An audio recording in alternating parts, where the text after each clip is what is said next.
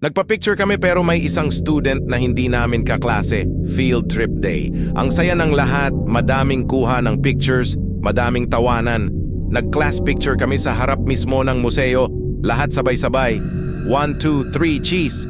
Pagbalik namin sa bus, chinek ni Carla ang aming group photo. Bigla siyang napasigaw. Sino to? Pagtingin namin sa picture, may isa pang estudyanteng babae doon sa likod namin. Mahaba ang buhok, parehas uniform namin pero wala siyang ID. Nagtaka kami dahil hindi namin siya kasama sa bus roll call. Wala rin siya kahit sa ibang section. Ang creepy! Hindi siya gumagalaw sa ibang shots. Lagi lang siyang nasa likod. Laging nakatingin sa camera. Pagbalik sa school, tinanong namin si ma'am kung kilala niya ba yung estudyante na nasa picture. Nanlaki ang mga mata niya. Sabi niya, estudyante ko siya dati. Pero namatay siya sa field trip 10 years ago.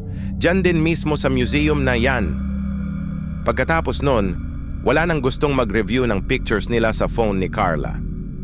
Lalo na nung napansin naming may bagong photo, walang kumuha.